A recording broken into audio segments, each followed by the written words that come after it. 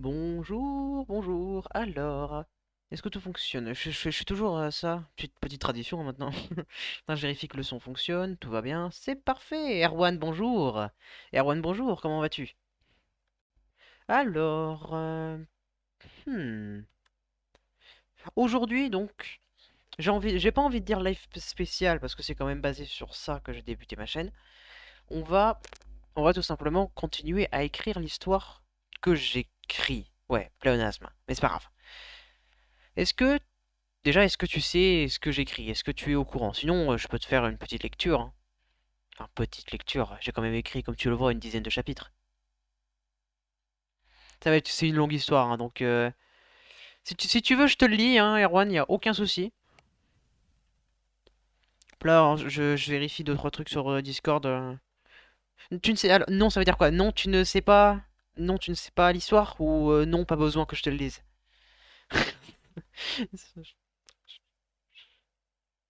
Attends, voilà. Et voilà, tout va bien ici.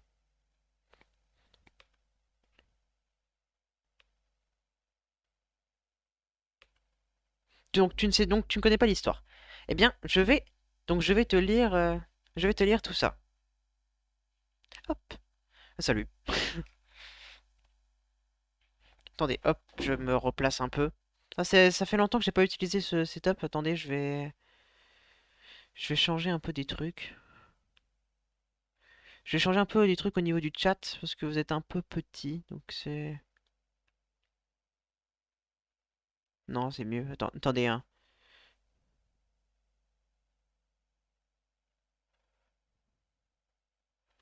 Ça doit être un peu mieux là. Voilà, écrivez un petit truc dans le chat pour que je vérifie. Voilà, là, normalement je pense que c'est bien. Hop, je vais voir un petit peu. Donc, je vais commencer à faire un petit peu la lecture de ce que j'ai écrit pour le moment, pour que vous ayez le contexte et pour que vous puissiez comprendre ce que j'écris et tout ça. Bonjour lol. Bonjour. Ouais, c'est toujours un petit peu petit et on voit pas très bien vu que l'arrière-plan est en blanc. Ouais, je faudrait que je modifie ça, mais je sais pas comment faire. Bon, c'est pas grave. C'est pas très très grave. De toute manière, je vois vos messages, c'est le principal.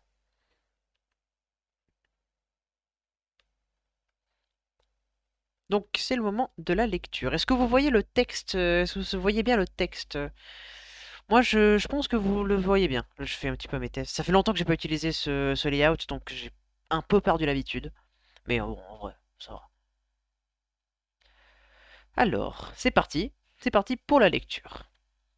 Donc, je démarre par préciser que je ne suis pas écrivain et le contenu, c'est que le fruit de mon imagination. Parce qu'en fait, ce que j'écris, c'est le lore de la chaîne Volt et Caesar. Donc forcément, il y a plein de choses inspirées de ce qui s'est réellement passé sur leurs Pokémon, sur une certaine évolution et tout ça. C'est pour ça que voilà, c'est pas officiel et j'invente quelque chose autour. Et donc quand je l'aurai fini, je pense que je leur enverrai et voilà, peut-être qu'il y aura un truc autour, je ne sais pas. Je ne sais pas, je ne sais pas. C'est parti. Donc évidemment, si vous avez, donc là je le précise également sur le document, si vous avez des questions, des remarques, des commentaires ou des critiques sur ma manière d'écrire l'histoire, un personnage, une situation, ou que vous voulez juste proposer un truc, allez-y, tu pouvez me MP sur Discord ou carrément l'écrire quand je live. C'est même plus, c'est même mieux carrément en live, comme ça au moins vous le proposez et je vous dis directement ce que j'en pense et on peut évoluer et progresser dans ce sujet. C'est plus simple. C'est plus simple. D'ailleurs, c'est un peu le jour, donc vous voyez un peu mieux mon décor. Attendez, hop, de l'autre côté. Là, vous voyez un peu mieux. Oh, je suis content. Je suis content, ça rend plutôt bien quand je stream en fin d'après-midi comme ça. Je suis content, ça ressemble à quelque chose. Bon, allez, c'est parti. Hop. Alors, chapitre 1. Le début de la légende. La mise à mort de Primo Kyogre a fait trembler toute la région de Hoenn. Tout le monde était présent. Les Pokémon poissons, les Pokémon légendaires et surtout Arceus. Ayant vu qu'il a été défait par un simple humain, il décide de ne pas donner le statut de légendaire au fils de Primo Kyogre comme convenu à sa naissance, mais le donner à quelqu'un d'autre, car il considère la puissance de la famille Kyogre comme ramollie. Il a donc organisé une compétition pour savoir qui en serait le plus digne. La compétition fut rude, mais au final, il est resté 4 participants. Un Liviator fier de sa moustache, un Ludicolo fan de disco, le fils de Kyogre venu pour se venger et pour montrer qu'il est digne d'être légendaire, et Brahim le musteflotte. Pas de particularité spéciale, juste Brahim. Le combat entre Moustache et Boule Disco était magnifique, un enchaînement de danse Draco et de morsures qui a permis à Moustache de gagner. Boule Disco était mal en point, mais Moustache l'aide à se relever. Mous- Moustache, en tant que Magikarp, a eu une dure enfance et connaît la valeur de la force depuis que Sprout, son père, s'est retrouvé dans un panthéon. Tout le monde apprécie ce geste de fair-play. Dans le public, il y avait des célébrités. Un Octillery, ou devrais-je dire une Octillery, qui était en train de promener son très jeune œuf en poussette avec son ancien ami et collègue Carapute, qui se sont rendus célèbres en faisant partie d'une équipe de secours dans leur jeunesse et ont sauvé le monde plus d'une fois. Le combat entre Kyogre et Brahim n'était pas aussi fair-play. Les ondes de choc des attaques de Kyogre étaient tellement puissantes que tout le monde fut remué. Le bébé de Octillery tomba sur le ring de combat et fut en grand danger. Brahim, malgré ses blessures, a essayé de protéger l'œuf, mais Kyogre, même si son adversaire était vaincu, préparait son attaque finale pour l'achever. Carapute cria à Octillery de ne pas y aller, mais elle fonce sur le ring et balance un Octazooka dans la face de Kyogre. Tout le public était sans voix. Kyogre, les yeux pleins de rage, se prépare à attaquer, mais Arceus intervient. Il explique qu'être le plus fort n'est pas suffisant pour devenir légendaire, et donc Kyogre est disqualifié pour avoir voulu attaquer un enfant. Moustache est à la fois choqué par l'acte de Kyogre, mais heureux, car cela signifie qu'il devient légendaire. Malheureusement pour lui, la prestation de Octillery a fasciné le public et souhaite l'avoir participé, ce qui veut dire qu'il y aura un combat entre Moustache et Octillery. Ce combat n'aura jamais lieu, car Moustache ne veut pas se battre contre une femme qui a un enfant par principe, et elle ne veut pas non plus devenir légendaire, car elle a un enfant. Donc Arceus fait face à une impasse. Mais il trouve la solution parfaite, donner les pouvoirs à l'œuf. Kyogre est furieux et retourne attaquer l'œuf, mais grâce au pouvoir donné par Arceus, l'œuf crée une force prodigieuse qui envoie valser un Kyogre affaibli par les batailles et par son pouvoir héréditaire manquant. Tout le public, Octillery, Moustache, Brahim, Carapute et Boultisco s'agenouillent devant lui. Un nouveau dieu est né sous leurs yeux.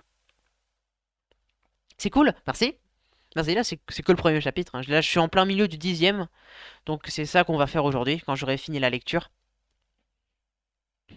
D'ailleurs, tu connais un peu, tu connais la chaîne Volt et Cizel, je suppose. Enfin, Volt Origin et Cisaioxy, deux chaînes différentes, mais un peu leurs lore sont un peu fusionnés. Parce qu'il y a plein de références là, dans ce que je viens de mettre là, il y a tellement de références. Donc si tu les piges pas, c'est dommage. Mais après, t'as pas besoin de connaître pour comprendre l'histoire, ça évidemment. Chapitre 2. Une nouvelle vie. Le dieu n'était même pas encore né que sa venue n'enchantait pas les autres légendaires. Mais ils le savent, une décision de Arceus est incontestable. La mère de ce dieu, qui était déjà populaire grâce à ses exploits de jadis, n'en pouvait plus. C'était devenu invivable. Certains voulaient le tuer, d'autres le protéger, ou encore voulaient toucher l'œuf pour être bénis. Elle décide de demander de l'aide à Arceus car Kyogre, malgré ses capacités, était craint de tout l'océan. Même Lugia ne voulait pas entendre parler de lui. Arceus décide qu'il est préférable d'exiler l'enfant dans une région bien moins aquatique pour sa sécurité.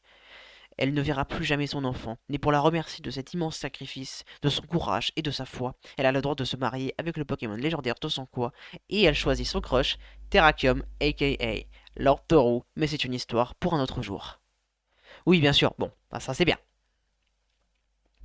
L'œuf sera caché par Arceus au fond du lac des Bois aux Chênes de la région de Johto. Il sera protégé par des Pokémon de Hoenn, par les Pokémon sauvages de cette forêt. De plus, étant le lieu de repos de Celebi, les humains n'iront jamais au fond de ce lac. La disparition de l'œuf divin mit l'océan sans dessus-dessous, avec d'intenses recherches mises en place, mais comme prévu, personne ne trouva l'œuf. Approximativement un an plus tard, l'œuf éclot. La naissance de ce dieu devait être un événement. Malheureusement, ce fut tout le contraire. Sa naissance se fit dans la noirceur des profondeurs aquatiques, et pas une seule créature vivante ne l'a vu naître. N'ayant pas de famille et pas de proches pour les réconforter, l'enfant pleure à chaudes larmes. Cette tristesse va se transformer en désespoir quand il se rend compte que malgré qu'il pleure de toutes ses forces et de toute son âme pour de l'aide, pas un seul Pokémon du lac n'intervient. Il a perdu la volonté de vivre avant même d'avoir commencé. Son désespoir associé à son manque de force physique épuise petit à petit l'être fragile et finit par s'évanouir et flotter sur l'eau tel un cadavre. Par chance, à quelques mètres de là, un œuf de sac de nœuds venait d'éclore et voit quelque chose flotter sur la bordure du lac. L'enfant divin est découvert par Gilbert, donc Gilbert, mais il y avait faute de frappe dans l'en fait, le nouveau-né, et il est recueilli par les autres Pokémon plantes. Pendant les 10 années suivantes, cet enfant fut surnommé le Poulpe, car c'était le seul de son espèce dans les environs. Les autres Pokémon hauts du lac l'appelaient Squiddy par son manque de sociabilité envers ses semblables. On peut pas vraiment lui en vouloir, vu l'accueil qu'il a reçu. Le Poulpe avait une belle vie. Il avait de très bons amis, comme par exemple Respect le Munja, qui était aussi le sage de la forêt, les jumeaux Vulvouzour et Concombre, ou comme il aime les appeler, le drogué et le vegan. Ça lui fait beaucoup rire, mais pas eux. C'est pour ça qu'il a fait tout le temps la blague. Et surtout, celui qu'il considérait comme son frère, Gilbert. Depuis cet événement, ils ne se séparent plus. Malheureusement, tout ne pouvait pas être parfait. Patrick le Scarino ne voyait pas d'un très bon œil le fait qu'un Pokémon haut fréquente la forêt de cette manière. Il se croit le plus fort de la forêt uniquement parce que son type insecte l'avantage contre la plupart des types de la forêt. Mais tout le monde le sait que le plus fort c'est Big Mac, le ronflex. Mais comme il dort tout le temps, personne ne peut vérifier et Patrick continue de se pavaner. La vie pouvait continuer comme ça longtemps, mais un événement inattendu se produisit. Hop, voilà. Donc, chapitre 3. D'ailleurs, s'il y a des gens qui viennent d'arriver en cours de route, je vous fais un léger résumé de ce que j'ai lu avant. Déjà, tout ça, là, je vous l'explique pour que vous ayez réellement le contexte. Alors, chapitre 3. Début de la revanche. Les chiens légendaires de cette région étaient cachés de l'homme dans les tours. Quand un homme s'approchait d'eux dans la tour cendrée, ils se téléportaient à la tour Carillon et inversement. Cela a duré des siècles sans encombre, mais ce jour précis, quelque chose n'allait pas. Un homme s'approchait des chiens, et ils ne l'ont pas senti. Cet homme dégageait une force incommensurable. Quand les chiens l'ont vu, ils l'ont reconnu. C'était Volt, le dresseur légendaire, ayant vaincu sa première ligue à 9 ans, et aujourd'hui, il en a 26. Les chiens paniquent. Ils ne s'attendaient pas à être revus un jour, et encore moins par un dresseur aussi dangereux pour leur liberté. Tout d'abord, ils décident de se rendre à la tour Carillon, comme d'habitude, mais quelqu'un y était déjà. C'était César, le frère d'armes de Volt, tout aussi prodigue que lui, et surtout, cela veut dire que les deux tueurs de Primokyogre sont réunis une fois de plus pour marquer l'histoire. Les chiens sont désemparés, ils ne savent plus où aller, et ils savent aussi que s'ils ne prennent pas une décision rapidement, ils seront capturés. Pour eux, la liberté est plus importante que la puissance.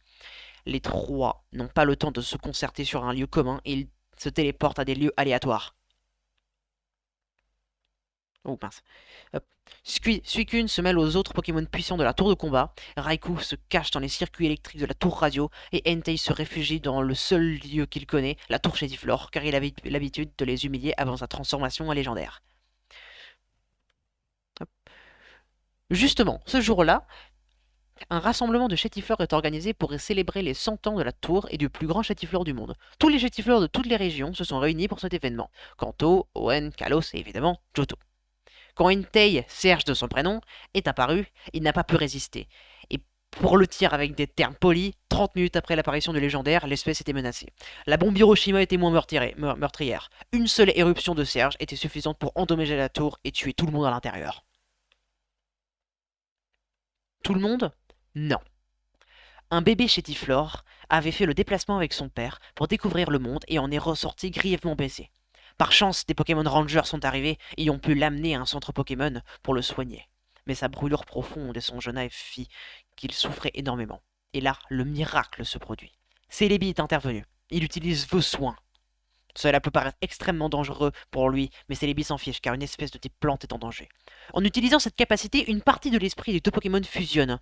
Ce simple Chétiflore grandit d'un seul coup et devient Widow, le plus fort de tous, prêt à servir Celebi et à se venger de Serge. Hop, chapitre 4. Chapitre 4, la catastrophe. Widow, néanmoins, n'est pas consumé par la vengeance et souhaite remercier personnellement Celebi pour cette nouvelle vie offerte. Après avoir échappé au Pokédocteur grâce à sa vitesse fulgurante et one-shot l'euphorie grâce à sa claque, il se dirige vers les bois aux chênes. Au même moment, dans ce bois, le poulpe taquinait Vulvouzour comme il en avait l'habitude, mais cette fois, Patrick s'interpose et lui dit de manière dramatique qu'il doit quitter ces lieux car il fait souffrir les Pokémon de ces bois. Il lui dit de regarder autour de lui. Ne voyant que des visages souriants, excepté les visages surpris envers Patrick, le poulpe décide de ne pas y prêter attention et se dirige vers les autres pour reprendre leurs activités. Patrick, n'ayant pas apprécié que l'on ignore le plus puissant de ces bois, s'interpose de nouveau et lance Balgraine. C'était la première fois en disant que ces deux-là allaient se battre. L'attaque de Scarino était certes puissante, mais pour le poulpe ce n'était qu'un chatouillement, et cela lui provoque un fou rire. Patrick n'en peut plus. Il n'a jamais été aussi insulté et décide d'en finir en vitesse avec un close combat. De la même manière que Saitama à la fin du générique de One Punch Man saison 1. Le poulpe ne s'attendait pas à ça et est effrayé. À ce moment, une de ses ventouses attrape la patte et stoppe net son attaque. Le poulpe est le premier surpris et tente de libérer son adversaire, mais le résultat est pire. Ses mouvements assomment au fur et à mesure Patrick, et de loin, cela ressemble à de l'acharnement. Quand la ventouse finit par lâcher, Patrick est projeté très loin en arrière, comme la Team Rocket MDR. Le silence est pesant. Le poulpe est vu comme un monstre, ses 10 années ruinées en quelques secondes. Le poulpe se retrouve au même point qu'au début, seul. Il retourne au fond du lac et décide de ne plus en sortir.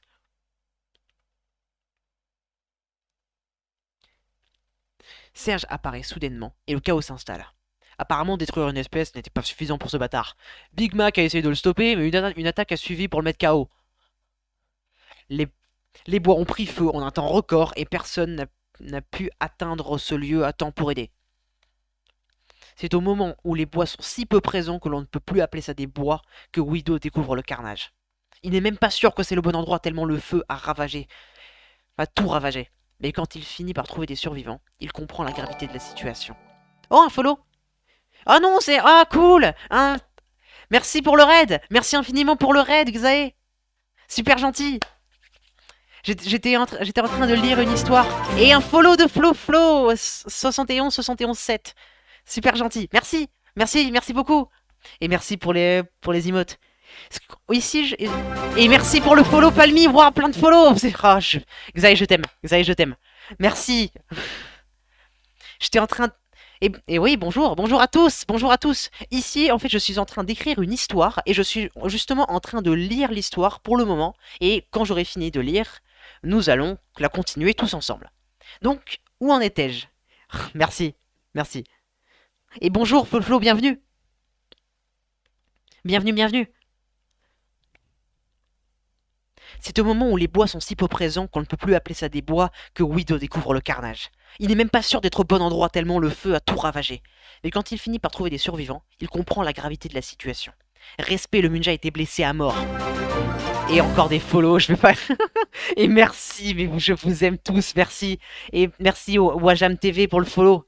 Attention, continue comme ça, on va peut-être atteindre les 100 follow aujourd'hui. Hein. Je n'y crois pas, en vrai, j'y crois pas du tout. Mais c'est carrément possible. Oh, pardon, je suis hystérique. Attention, donc, il comprend la gravité de la situation. Respect, le Munja était blessé à mort. Et quand il a vu Wido, il expira son dernier souffle en chuchotant. La prophétie se réalise enfin. Donc ça, c'est les 4 premiers chapitres. Chapitre 5, l'attaque. Je suis en plein milieu du chapitre 10. Donc là, je suis en train de vous lire pour que vous ayez un petit peu le contexte actuel. Et on va continuer juste après. 4h30, le Dialga, durant l'une de ses sessions de vérification de futur, voit quelque chose de puissant se créer. Il met au courant Arceus qui lui donne l'ordre de saisir l'objet de puissance convoité par les hommes. C'était un artefact à la fois ancien et futuriste qui a redonné naissance à un légendaire aussi vieux que son frère Palkia, le dragon originel de Unis. Cet artefact est le pointeau ADN. Arceus est très intrigué par cet objet, mais au lieu de le détruire, comme tout objet mettant en péril l'existence des légendaires, il décide de l'analyser et de trouver un moyen de renforcer le groupe des légendaires sans perturber l'équilibre. Malgré les avertissements d'ADN, le Deoxys, qui dit avoir reçu des informations d'une autre dimension, les analyses des légendaires psy commencèrent. Hop, tu peux reprendre depuis le début, s'il te plaît, j'ai tout loupé, moi. Rien que pour ce raid, je vais tout recommencer. Rien que pour vous, je vais tout recommencer. Donc pour ce qui est du contexte, en fait, je suis en train d'inventer le lore de 2 chaînes YouTube spécialisées Poké. Et donc, il y a plein de références de Pokémon, de personnages et tout. Donc, je vais tout vous lire. Je vais tout vous relire, alors. Rien que pour ce raid, et encore merci Xaé, je t'aime.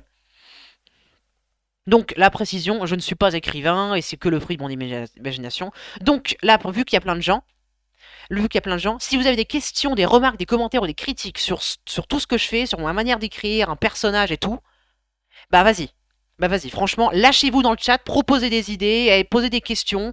C'est c'est pas mon histoire, c'est la nôtre, c'est celle de tout le monde. Proposez des idées. Bah si, il peut, regarde. Non, t'inquiète pas, je vais tout recommencer. Par contre, un moment, il va falloir que j'aille boire un verre d'eau parce que là, déjà, je commence à manquer de salive. Allez hop, c'est parti. Donc, chapitre 1, le début de la légende. La mise à mort de Primo Kyogre a fait trembler toute la région de Hoenn. Tout le monde était présent. Les Pokémon poissons, les Pokémon légendaires et surtout Arceus. Ayant vu qu'il a été défait par un simple humain, il décide de ne pas donner le statut de légendaire au fils de Primo Kyogre comme convenu à sa naissance, mais à le donner à quelqu'un d'autre, car il considère la puissance de la famille Kyogre comme ramollie. Il a donc organisé une compétition pour savoir qui en serait le plus digne. La compétition fut rude, mais au final, il restait 4 participants. Un Lydiator, fier de sa moustache, un Ludicolo, fan de disco, le fils de Kyogre, venu pour se venger et pour montrer qu'il est digne d'être légendaire, et Brime, le Mustaflot. Pas de particularité spéciale, juste Brime. Dans le public, il y avait des célébrités... Ah mince, j'ai sauté un paragraphe, c'est la pression, désolé. Alors, le, le combat entre Moustache et Bull Disco était magnifique. Un enchaînement de danse Draco et de morsures qui a permis à Moustache de gagner. Bull Disco était mal en point, mais Moustache l'aide à se relever. Moustache, en tant que Magikarp, a eu une dure enfance et connaît la valeur de la force depuis que Sprouche, son père, s'est retrouvé dans un panthéon. Tout le monde apprécie ce geste de fair play.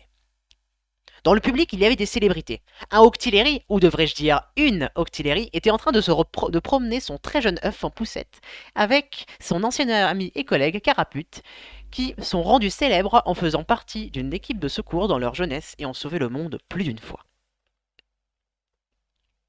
Le combat entre Kyogre et Brime n'était pas aussi fair-play. Les ondes de choc des attaques de Kyogre étaient tellement puissantes que tout le monde fut remué. Le bébé d'Octillery tomba sur le ring de combat et fut en grand danger. Brime, malgré ses blessures, a essayé de protéger l'œuf. Mais Kyogre, même si son adversaire est vaincu, prépare son attaque finale pour l'achever. Carapute crie à Octillery de ne pas y aller, mais elle fonce sur le ring et balance un Octazooka dans la face de Kyogre. Tout le public était sans voix. Kyogre, les yeux pleins de rage, se prépare à attaquer, mais Arceus intervient.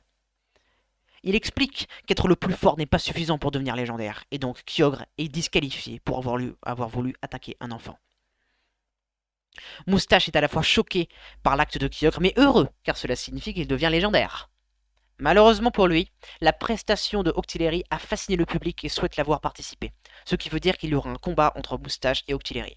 Mais ce combat n'aura jamais lieu, car Moustache ne veut pas se battre contre une femme qui a un enfant par principe, et elle ne veut pas non plus devenir légendaire car elle a un enfant. Donc, Arceus fait face à une impasse. Mais il trouve la solution parfaite, donner les pouvoirs à l'œuf. Kyogre est furieux et retourne attaquer l'œuf. Mais grâce au pouvoir donné par Arceus, l'œuf crée une force prodigieuse qui envoie valser un Kyogre affaibli par les batailles et par son pouvoir héréditaire manquant. Tout le public, Octillery, Moustache, Brime, Carapute et Bullsisco s'agenouillent devant lui. Un nouveau dieu est né sous leurs yeux. Voilà, ça c'est mon premier chapitre. Donc évidemment, là, il y a plein de références sur leur chaîne et plein de références sur leur Pokémon et tout. Donc si vous n'avez pas les références, c'est pas très grave, vous comprenez quand même l'histoire. Mais si vous les avez, c'est quand même un peu plus fun parce que vous captez toutes les petites subtilités que j'ai faites. Mais bon, donc ça c'était la parenthèse. On reprend, chapitre 2, une nouvelle vie. Le dieu n'était même pas encore né que sa venue n'enchantait pas les autres légendaires. Mais ils le savent, une décision de Arceus est incontestable. La mère de ce dieu, qui était déjà populaire grâce à ses exploits de jadis, n'en pouvait plus. C'était devenu invivable. Certains voulaient le tuer, d'autres le protéger, ou encore voulaient toucher l'œuf pour être béni. Elle décide de demander de l'aide à Arceus car Kyogre, malgré ses capacités, était craint dans l'océan. Même Lugia ne voulait pas entendre parler de lui. Arceus décide qu'il était préférable d'exiler l'enfant dans une région bien moins aquatique pour sa sécurité. Il ne verra plus jamais son enfant, mais pour la remercier de cet immense sacrifice, de son courage et de sa foi, elle a le droit de se marier avec le Pokémon légendaire de son choix, et elle choisit son crush, Terrakium, aka Lord Taureau, mais c'est une histoire pour un autre jour. L'œuf sera caché par Arceus au fond du lac des Bois aux Chênes, de la région de Johto. Il sera protégé des Pokémon de Hoenn par des Pokémon sauvages de cette forêt. De plus, étant le lieu de repos de Celebi, les humains n'iront jamais au fond de ce lac. La disparition de l'œuf divin mis l'océan sans dessus-dessous, avec d'intenses recherches mises en place comme prévu. Personne ne trouva l'œuf. Approximativement 1 an plus tard, l'œuf éclot. La naissance de ce dieu devait être un événement, malheureusement ce fut tout le contraire. Sa naissance se fit dans la noirceur des profondeurs aquatiques, et pas une seule créature vivante ne l'a vu naître. N'ayant pas de famille et pas de proches pour le réconforter, l'enfant pleure à chaudes larmes. Cette tristesse va se transformer en désespoir lorsqu'il se rend compte que malgré qu'il porte de toutes ses forces et de toute son âme pour de l'aide, pas un seul Pokémon du lac n'intervient. Il a perdu la volonté de vivre avant même d'avoir commencé. Son désespoir associé à son manque de force physique épuise petit à petit l'être fragile et finit par s'évanouir et flotter sur l'eau tel un cadavre. Par chance, à quelques mètres de là, un œuf de sac de nœuds venait d'éclore et voit quelque chose flotter sur la bordure du lac. L'enfant divin est découvert par Gilbey, le nouveau-né, et il est recueilli par d'autres Pokémon plantes. Pendant les 10 années suivantes, cet enfant fut surnommé le Poulpe, car c'était le seul de son espèce dans les environs. Les autres Pokémon Hall l'appelaient Squid du ghetto par son manque de sociabilité envers ses semblables. On peut pas vraiment le vouloir vu l'accueil qu'il a reçu. Le Poulpe avait une belle vie. Il avait des très bons amis, comme par exemple Respect le Munja, qui était aussi le sage de la forêt. Les jumeaux Vulvesure et Concombre, ou comme ils aiment les appeler, le drogué et le vegan. Ça lui fait beaucoup rire, mais pas eux. C'est pour ça qu'il fait tout le temps la blague. Et surtout, celui qu'il considérait comme son frère, Gilbey. Depuis cet événement, ils ne se séparent plus. Malheureusement, tout ne pouvait pas être parfait. Patrick le Scarino, qui ne voyait pas d'un très bon œil le fait qu'un Pokémon haut fréquente la forêt de cette manière, il se croit être le plus fort de la forêt uniquement parce que son type insecte l'avantage contre la plupart des types de la forêt. Mais tout le monde sait que le plus fort, c'est Big Mac, le ronflex. Mais comme il dort tout le temps, personne ne peut vérifier, et Patrick continue de se pavaner. La vie pouvait continuer comme ça longtemps, mais un événement inattendu se produisit. Hop. Et donc là, je vais bientôt rattraper mon retard. Hop. Le chapitre 3, le début de la revanche. Les chiens légendaires de cette région étaient cachés de l'homme dans les tours. Quand un homme s'approchait d'eux dans la tour cendrée, ils se téléportaient dans la tour Carillon, et inversement. Cela durait des siècles sans encombre, mais ce jour précis, quelque chose n'allait pas. Un homme s'est approché des chiens et ils ne l'ont pas senti. Cet homme dégageait une force incommensurable. Quand les chiens l'ont vu, ils l'ont reconnu. C'était Volt, le dresseur légendaire ayant vaincu sa ligue à 9 ans. Et aujourd'hui, il en a 26. Les chiens paniquent. Ils ne s'attendaient pas à être vus un jour, et encore moins par un dresseur aussi dangereux pour leur liberté. Tout d'abord, ils décident de se rendre à la tour Carillon comme d'habitude, mais quelqu'un y est déjà. C'était Sisa, le frère d'armes de Volt, tout aussi prodigue que lui, et surtout, cela veut dire que les deux tueurs de Primo Kyogre sont réunis une fois de plus pour marquer l'histoire. Je reprends un peu mon souffle.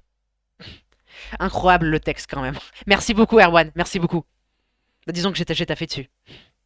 Les chiens sont désemparés, ils ne savent plus où aller, et ils savent aussi que s'ils ne prennent pas une décision rapidement, ils seront capturés. Pour eux, la liberté est plus importante que la puissance. Les trois n'ont pas le temps de se concerter sur un lieu commun, et ils se téléportent à des lieux aléatoires. Suicune se mêle aux autres Pokémon puissants de la tour de combat, Raikou se cache dans les circuits électriques de la tour radio, et Entei se réfugie dans le seul lieu qu'il connaît, la tour Chétiflore, car il avait l'habitude de les humilier avant sa transformation en légendaire. Justement, ce jour-là, il y avait un rassemblement de Chétiflore était organisé pour célébrer les 100 ans de la tour et du plus grand Chétiflore du monde. Tous les Chétiflores de toutes les régions se sont réunis pour cet événement. Kanto, Owen, Kalos et évidemment Johto. Quand Entei, Serge de son prénom, est apparu, il n'a pas pu résister, et pour le dire avec des termes polis, 30 minutes après l'apparition du légendaire, l'espèce était menacée. La bombe Hiroshima, elle était moins meurtrière. Une seule éruption de Serge était suffisante pour endommager la tour et tuer tout le monde à l'intérieur. Tout le monde? Non. Un bébé Chétiflore avait fait le déplacement avec son père pour découvrir le monde, et en est sorti grièvement blessé. Par chance, ces Pokémon Rangers sont arrivés et ont pu l'amener dans un centre Pokémon pour le soigner. Mais sa brûlure profonde et son jeune âge fit qu'il souffrait énormément. Et là, le miracle se produisit. Celebi est intervenu. Il utilise vos soins. Cela peut paraître extrêmement dangereux pour lui, mais Celebi s'en fiche car une espèce de type plante est en danger. En utilisant cette capacité, une partie de l'esprit des deux Pokémon fusionne. Ce simple Chétiflore grandit d'un seul coup et devient Widow, le plus fort de tous, prêt à servir Celebi et à se venger de Serge. Chapitre 4. La catastrophe. C'était justement le chapitre où j'y étais.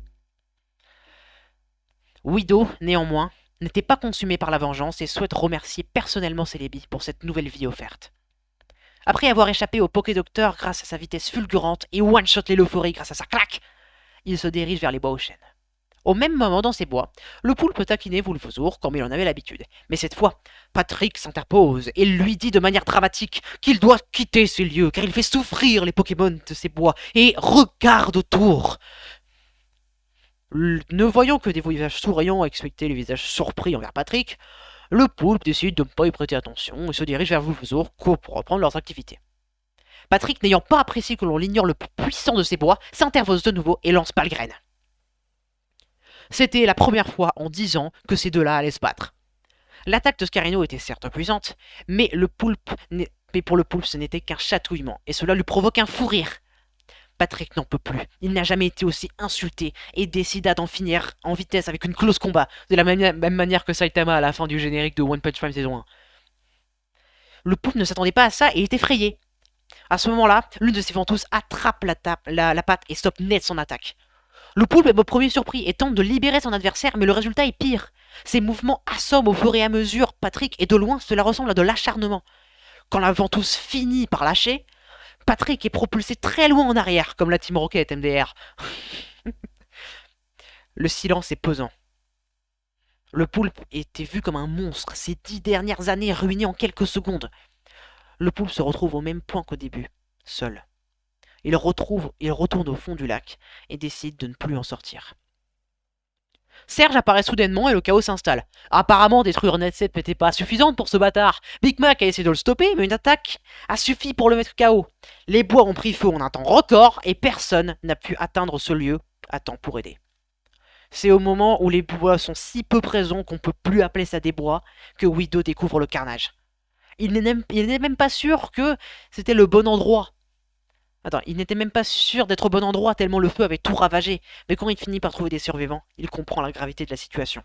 Respect, le Munja était blessé à mort, et quand il a vu Wido, il expira son dernier souffle en chuchotant. La prophétie se réalise enfin. Bon, je dois partir, mais je reviens. D'accord, reviens-nous vite. Reviens-nous vite. Excusez-moi. Chapitre 5. L'attaque. Excusez-moi, vraiment, là j'ai ultra soif. Je reviens dans quelques secondes. Excusez-moi, je reviens.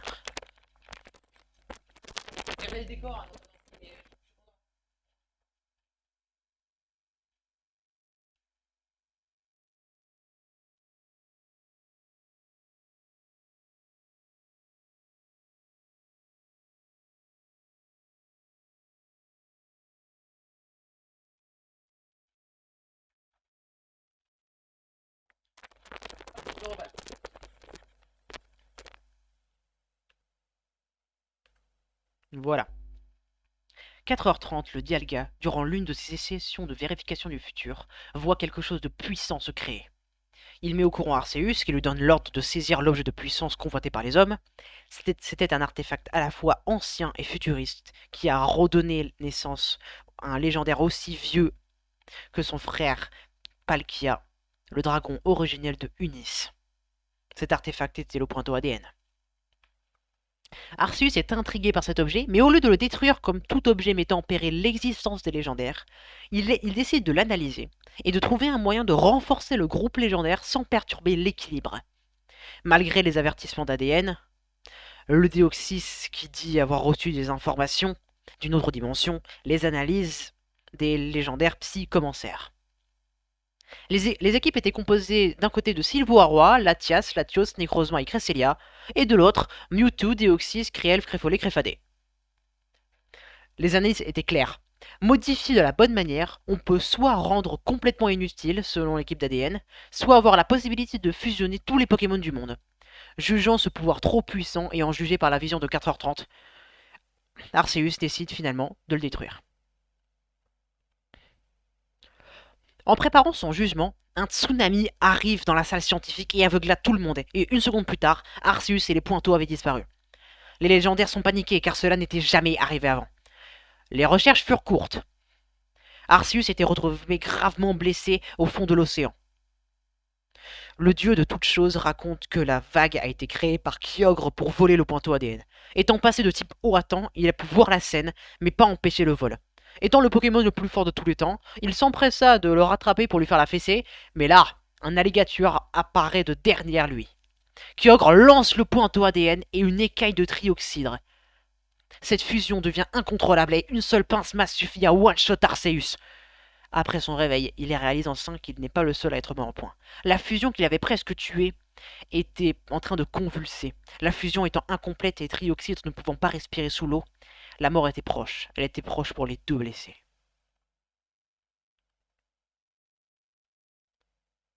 Chapitre 6. L'invité surprise. Widow fait son possible pour aider les blessés et éteindre les étincelles restantes, mais son type plante fait qu'il était en difficulté. Les flammes lui font un mal, il finit par hurler aux Pokémon eau de ramener leur majeur au moins de 2 secondes, sinon les prochaines feux qui verront leur viendront leur défigurer. En 2 temps 3 mouvements, tous les Pokémon sortent éteindre le feu, sauf le poulpe qui est toujours en dépression.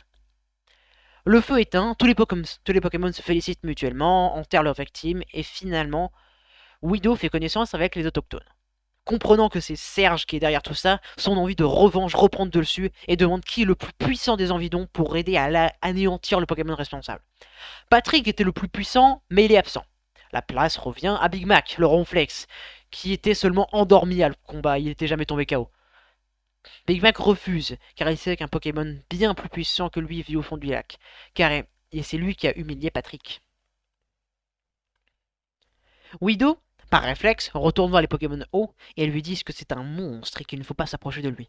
Malgré les avertissements, Widow lui hurle de remonter pour qu'il puisse commencer à parler. Le poulpe finit par le remonter pour lui faire fermer sa gueule, mais il n'a pas le temps d'ouvrir la bouche que la célèbre claque de Widow le frappe. Le poulpe reprend ses esprits et se rend compte des dégâts environnants. Il panique, il va aider les blessés. Même s'il est vu comme un monstre, même s'il est dangereux, plus rien n'a d'importance à part sauver la vie de ses compagnons de toujours. Le vegan et le drogué vont bien. Le feu a chauffé les feuilles, ils sont partis dans un trip épileptique. Malheureusement, Gilbert et Respect n'ont pas survécu. Le poule vient de vivre le pire jour de sa vie. La colère envahit son corps et des gouttelettes d'eau commencent à tomber. Les gouttelettes se transforment en pluie, puis en torrent, et au fur et à mesure que la colère du poulpe grandit, la situation devient de plus en plus incontrôlable. Les arbres se déracinent, une tempête se prépare, et même les humains commencent à paniquer. Aucun Pokémon n'était de taille à stopper le poulpe avec sa fureur légendaire. Et d'un seul coup, un Pokémon apparaît, l'envoie valser et surtout le fait saigner. Quel Pokémon est capable d'infliger un coup si puissant que la victime en garde une grosse cicatrice? Est-ce Patrick, revenu pour se venger? Ou Widow qui en a assez de son insolence? Ou encore Big Mac qui voulait protéger ce qu'il reste du bois?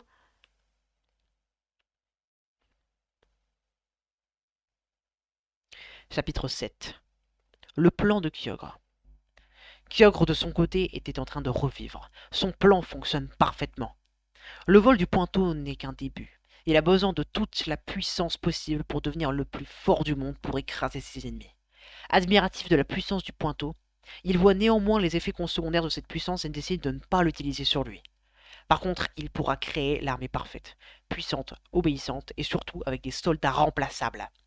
Mais pour commencer, il fallait à Kyogre des alliés pour l'aider dans cette tâche, car Kyogre étant limité à l'océan, il ne pouvait contrôler le monde terrestre et aérien comme ses confrères Groudon et Rayquaza. Poséidon le Pingoléon, faisant partie des rares Pokémon eau à servir Kyogre et à considérer le poulpe comme un hérétique, il venait de faire la découverte de 2 bébés Pokémon qui pouvaient servir, se trouvant à Doublonville, une ville près de la mer, et l'un d'eux pouvait prendre la place de Rayquaza. L'avantage des bébés est qu'ils sont façonnables, mais Kyogre reste hésitant car il n'inspire pas la peur comme il le souhaiterait. Étant en manque de temps et de possibilités, ce plan est approuvé. Kyogre lance l'attaque Surf pour inonder la ville et faire une diversion, et Pingoléon en profite pour kidnapper une Evoli et un œuf de Togepi. Le pointeau ADN fonctionne mieux quand les fusionniers ne sont pas encore nés pour éviter les rejets physiques et psychologiques. Depuis qu'il a été privé de ses pouvoirs, il y a une capacité qui s'est développée en lui et qu'il a réussi à cacher. Il peut ressentir dans quelle direction se trouvent ses anciens pouvoirs, mais étant affaibli, et surtout étant trop large pour entrer dans le lac des bois aux chênes, il n'a rien pu tenter durant ces 10 dernières années. Mais dès que le poulpe se déplacera, il sera en grand danger. Pour l'heure, Poséidon et Kyogre s'occupent de l'œuf fusion pour qu'il devienne une machine à tuer.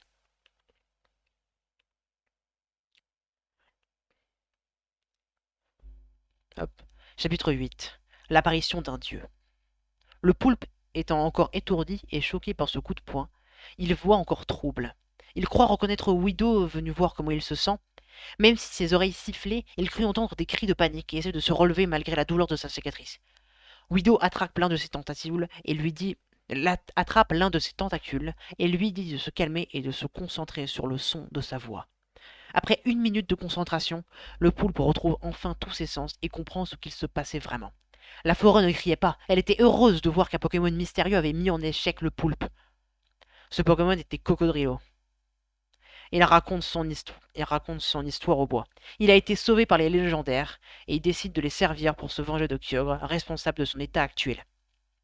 Wido signale que cela n'explique pas sa présence ici.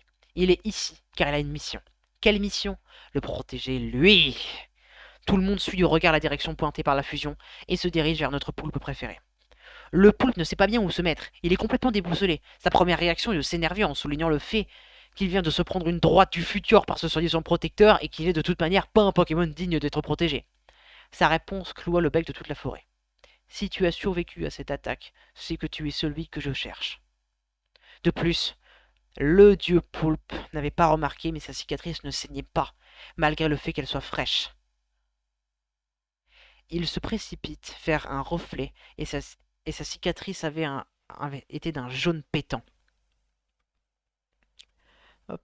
Les Pokémon de la forêt viennent de se rendre compte qu'il avait un légendaire parmi eux depuis des années. Ses amis Vulvuzur et Concombre, toujours aussi défoncés, vont faire un câlin au poulpe pour le féliciter et te traiter de menteur pour pas avoir dit ça plus tôt. Attends, font faire... Oh, j'ai fait une faute d'orthographe ici, je corrige tout de suite. Voilà, vont faire. Les autres Pokémon, qui n'étaient pas encore remis de la tempête de poulpe, veulent le chasser des bois aux chênes. Par peur et par colère, ils se mettent tous à courir vers lui. Les secondes passent, et malgré le fait que Cocodrilo, Vulvuzur et Concombre sont dans le passage pour le protéger, soit pour le protéger, soit par bêtise, les Pokémon ne ralentissent pas. Les Chrysaciers et Concoffort préparent leur sécrétion, les Nosferapti inspirent de toute leur force pour lancer une onde folie, les Paras stockent leur parasport, et Cocodrilo prépare ses points. Bon, Vulvuzur et Concombre sont en plein milieu et ne font strictement rien. Cocodrilo lance une attaque. Mais d'un seul coup, avant même d'avoir atteint son adversaire, une lumière scintillante apparaît au beau milieu du champ de bataille, entre les deux camps. En voyant quel Pokémon en sort, tout le monde est calmé et s'agenouille devant lui. Celebi.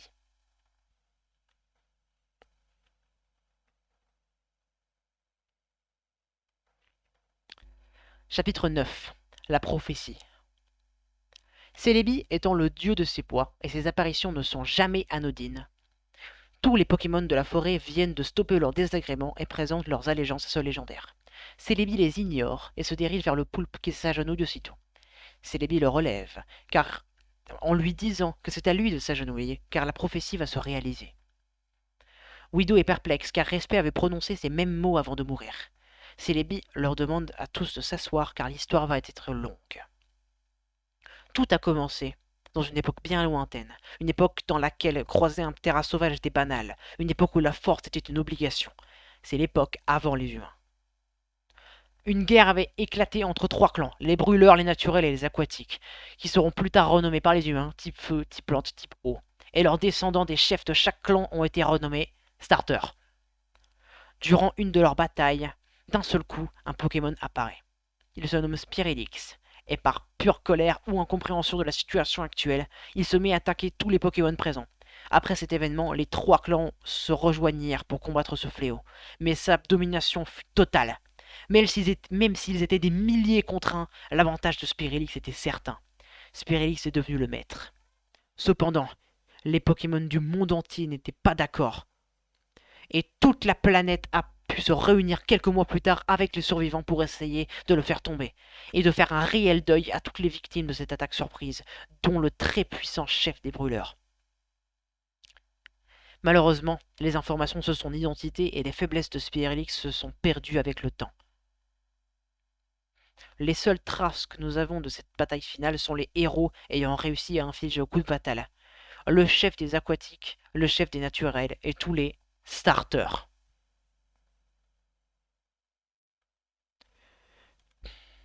Sur son lit de mort, Spirix Spirilix fait le serment de ressusciter pour dominer le monde, et cela a donné lieu à la prophétie. Tous les fabuleux connaissent et redoutent cette prophétie. Malheureusement, elle n'a jamais été prise au sérieux par les légendaires, sauf un. Celebi raconte que dans une autre réalité, il a réussi à convaincre Déoxys, mais apparemment, cela n'a pas suffi. Le poulpe et Widow sont respectivement les chefs aquatiques et les chefs naturels, et leur présence prouve que Spirilix ne va pas tarder à ressusciter, et que leur mission est de retrouver tous les descendants des starters, et qui les aide à empêcher sa résurrection, et Cocodrilo, ici présent, est l'un des 8 descendants des starters hauts. Salut Ryan. Salut Ryan, comment vas-tu? Attends, je vais augmenter un peu la luminosité, je vois que je suis un petit peu sombre. C'est un peu mieux là comme ça? Je pense que c'est un peu mieux.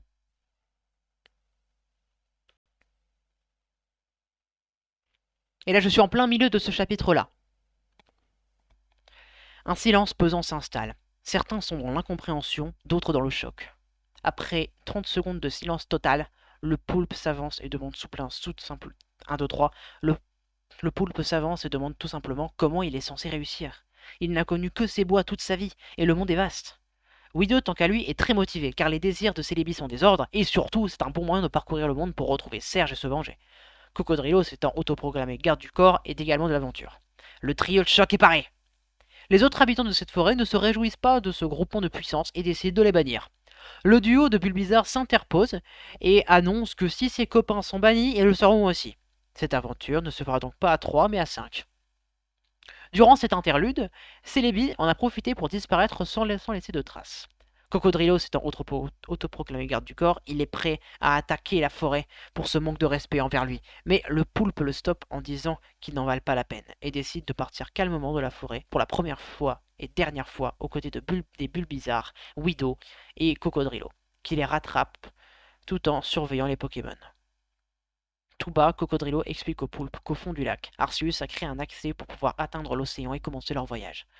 Cette plongée était périlleuse. Le poulpe protège Widow et Cocodrilo protège le duo, et en 2 temps 3 mouvements, ils avaient disparu. Tout d'un coup, Patrick arrive dans la forêt, en rage, et hurle au poulpe de venir le combattre une nouvelle fois. Les autres lui disent qu'il vient de se barrer et qu'il ne reviendra pas. Patrick jure qu'il le retrouvera, qu'il se vengera de l'affront qu'il a subi. La petite équipe vient de sortir de l'eau. Après avoir atteint la Terre, les Bulbizarres demandent où aller. Cocodrilo informe que les légendaires lui ont fourni un avidex qui permet de chercher les Pokémon spécifiques de la région dans laquelle elle est captée. Et j'en suis arrêté là.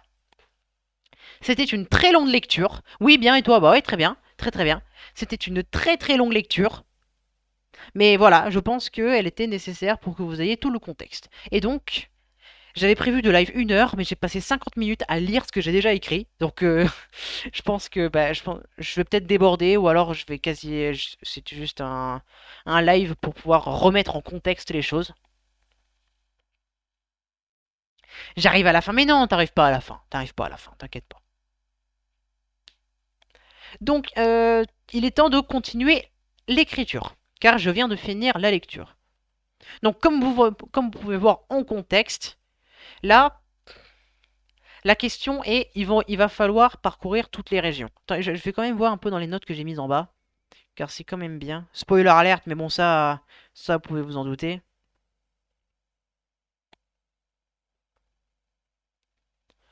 Euh, hmm, hmm. Ouais, la réflexion est quand même pas évidente. Il faut que En vrai, je sais pas si je vais écrire. Je vais surtout. C'était surtout de la lecture en fait aujourd'hui. De toute façon, quand je me lance dans un live lecture, bah je fais que ça habituellement, malheureusement. Euh, hmm, Dans la région dans laquelle elle est captée. Donc j'avais réfléchi déjà, attends, j'avais...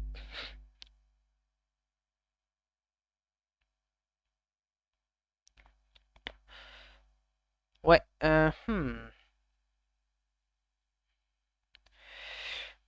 Donc dans la région dans laquelle elle est captée. Donc je vais mettre un point ici. Étant dans la...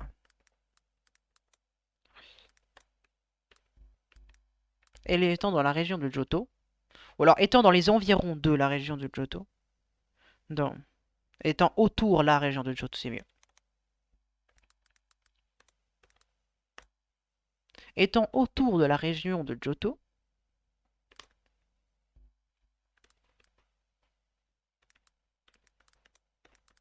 plusieurs lieux sont captés et leur objectif, oula, et leur objectif est clair. Et là, objectif est clair, maintenant il faut que je trouve la première ville dans laquelle ils vont aller dans la région de Johto. Je vais chercher ça, donc Johto. En vrai, je pense que je vais stopper à 19h comme prévu, j'ai des petits trucs à faire après. Ouais, donc Varian, finalement, t'arrives à la fin, désolé. Bon, internet lag, hein. Bon, excusez-moi, je remets cette page en attendant.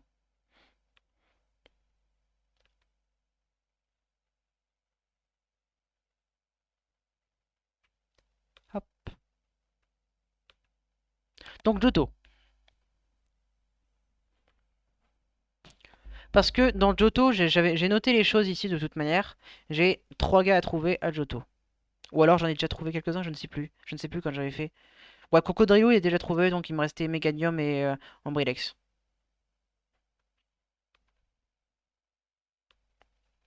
Donc, pour ce qui est les starters, je pourrais tous les regrouper un peu dans la ville de départ. Mais en vrai, c'est pas la meilleure chose. Parce que là, ouais, il y a Ecorcia. En fait, elle est où, c'est déjà Attends, je vais voir Ebenel. Ebenel, ça peut être une idée. Pour trouver le... Ouais, pour trouver le... Ouais.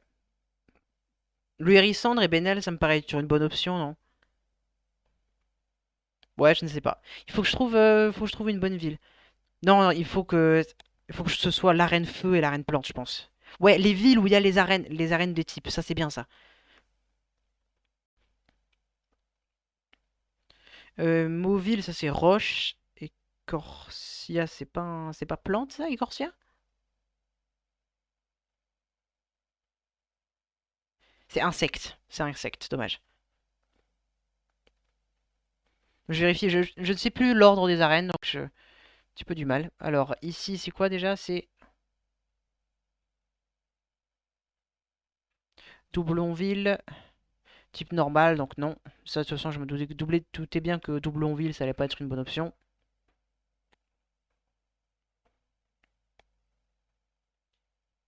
Ici, Spectre, donc toujours pas. Il n'y a pas une arène feu et plante, quand même.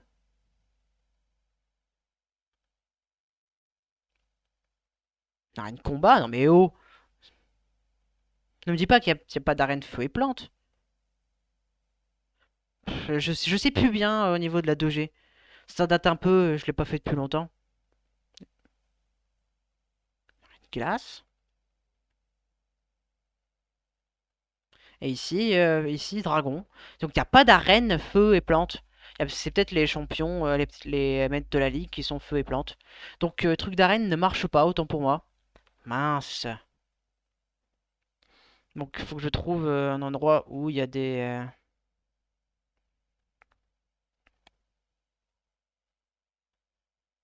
Ouais, plateau indigo. On va voir un peu au plateau indigo.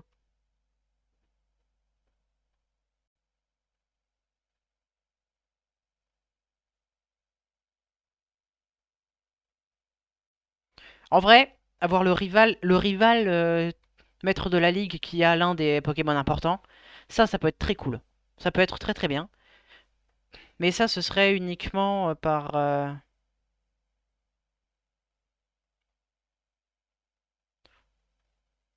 Alors...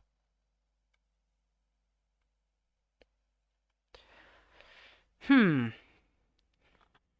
Pour ce qui est du conseil 4, je vais aller voir d'ici le conseil 4, s'il y en a pas un. Parce qu'au pire, je peux prendre Silver, effectivement, pour avoir l'un de...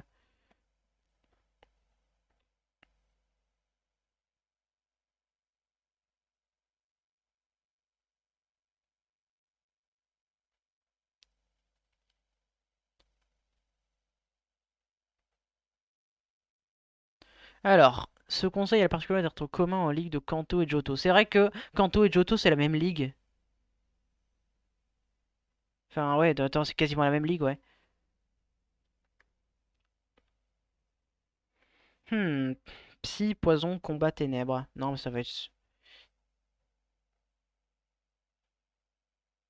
Bon, pour ce qui est, sinon, pour le rival qui a l'un des starters, c'est sûr que...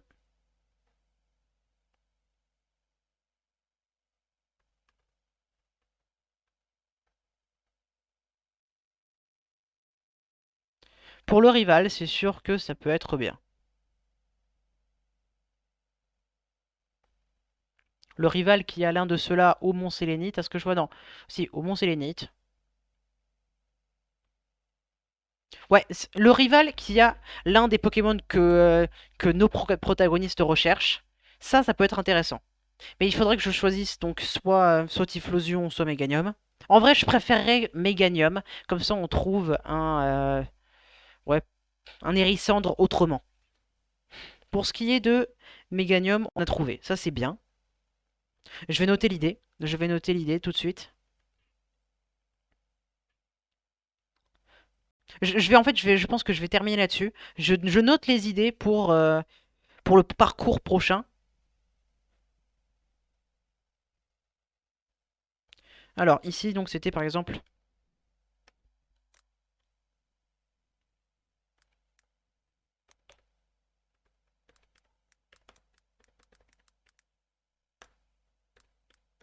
Silver. Ça voilà, ça c'est l'idée que j'ai pour l'instant. Ça c'est une bonne chose. Maintenant,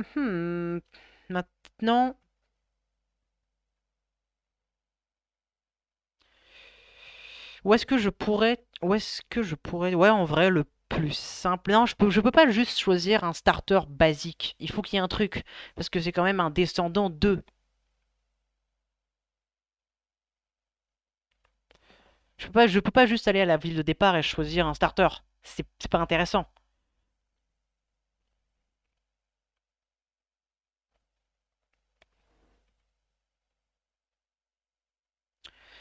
Où est-ce que je peux trouver ça? Non, ça c'est tous les conseils K, c'est pas ce que je veux, c'est plus ce que je veux.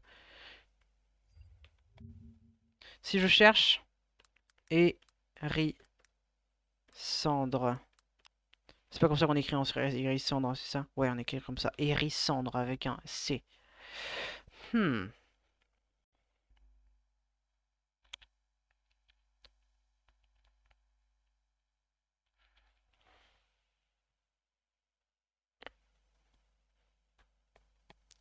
Ouais. Où est-ce qu'on pourrait trouver... Après, les starters, en fait, il faudrait les trouver dans des lieux un peu de flamme de Johto. On peut pas juste aller à Johto et voir un peu s'il y a un volcan ou un truc comme ça. Non, je veux pas avoir le Pokédex de Johto, je veux juste avoir la région de Johto. Hmm.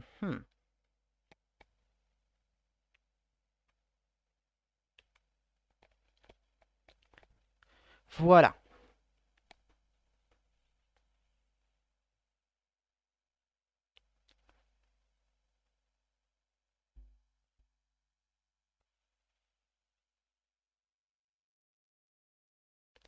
Ouais, y a pas un mont, un truc comme ça? Attends.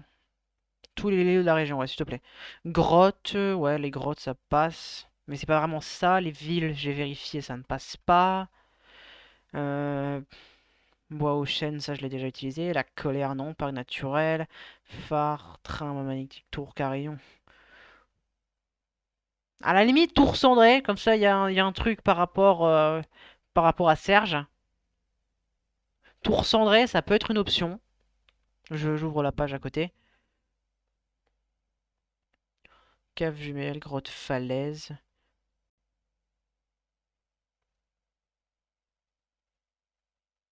Ouais, tour cendré, c'est une option. Tour cendré, c'est une option. Je vais noter tour cendré et je pense que je vais garder cette idée.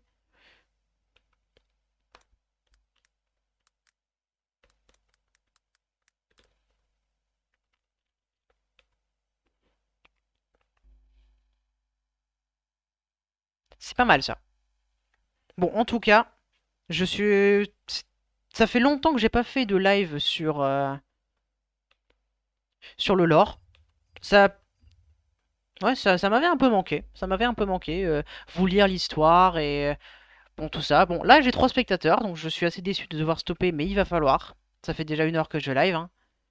Et donc, je vais voir si je peux raid quelqu'un. Merci en tout cas pour le raid, encore une fois, Xaé. C'était vraiment super, super bien. J'ai eu plein de follow, c'était incroyable. Et donc, je vais voir un petit peu si je peux raid quelqu'un.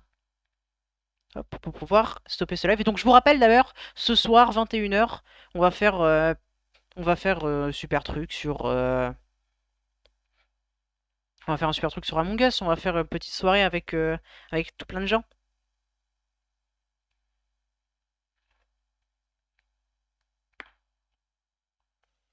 Alors, en vrai, je pense que je vais...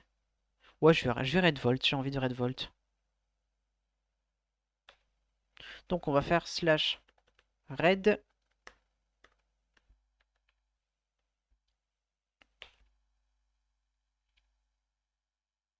Voilà. Et donc, je vous remercie grandement. Et je vous souhaite une bonne soirée.